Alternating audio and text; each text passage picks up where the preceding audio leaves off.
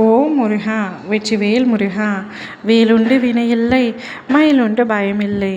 என் அன்பு தங்கமே, நாளைக்கு உனக்கு நடக்கப் போவதை உன் அப்பா நான் இன்றே உன்னிடத்தில் கூற வந்திருக்கின்றேன். என்னை புறக்கணிக்காமல் இதை முழுமையாக கேள் தங்கமே. மனதில் ஓடும் அனைத்து எண்ணங்களையும், ஆசைகளையும், கனவுகளையும் நான் அறிய மாட்டேன் என்று நீ நினைக்கின்றாயா? அல்லது எனக்கு எதுவுமே தெரியாது என்று நினைக்கின்றாயா?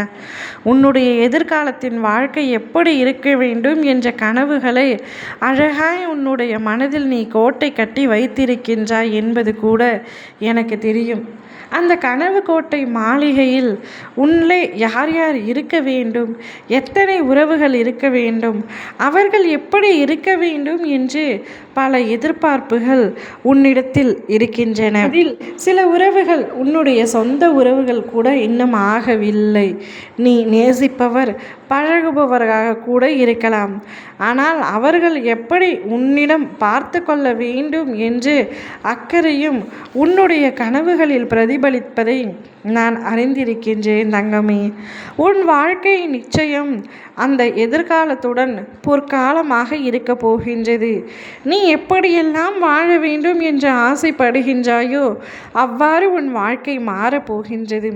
நீ எதற்காகவும் பயப்பட வேண்டிய அவசியம் இல்லை. நீ விரும்பியபடி உன் வாழ்க்கை நிச்சயம் நீ விரும்பியவருடனேயே அமையும். நீ நினைத்தது போல வாழ்க்கை உனக்கு கிடைக்க உன் அப்பா நான் உன்னை ஆசீர்வதிக்கின்றேன். ஆனால் வாழ்வில் கஷ்டங்கள் இல்லாமல் எப்படி இருக்கும்? பகல் இரவு என இரண்டு இருப்பது போல் இன்பம் துன்பம் என இரண்டு பக்கங்களும் இருப்பதை நீ தெளித்தமான உலகியல் நியாயங்களை நீ உணர வேண்டும். சில சமயங்களில் அதை உணர மறுக்கின்றாய். ஒன்றை பெற சில போராட்டங்கள், கஷ்டங்கள் அனைத்தையும் தாண்டித்தான் வர வேண்டும். உன்னுடைய வாழ்க்கையில் நிம்மதியான சந்தோஷமான பாதைகள் அமைய வேண்டும் என்றால் சில மேடுகள் இருக்கத்தான் செய்யும். அதை தாண்டி மனம் தளராது உழைத்து அதற்கான தருவாயில் நீ வளர்த்து கொண்டால் நிச்சயம் நீ வெற்றி காண்பாய். உன்னுடைய லட்சியத்தை அடையும் உன்னுடைய அப்பா நான் உனக்கு உதவி புரிவேன். என்னுடைய செயல்கள் அனைத்தையும் வியப்பூட்டுபவை, மிகவும் மதிப்பு உள்ளவை, நெடுநாள் நிலைப்பவை. கூடிய விரைவில் உன்னுடைய லட்சியம் அனைத்தும் நிச்சயமாக நிறைவேறும். அதற்காக நான் உன்னிடத்தில் கேட்பது சிறிய பொறுமை மட்டுமே. பொறுமையும் விசுவாசமும் இருந்தால் நீ அனைத்தையும் நிச்சயமாக பெறுவாய்.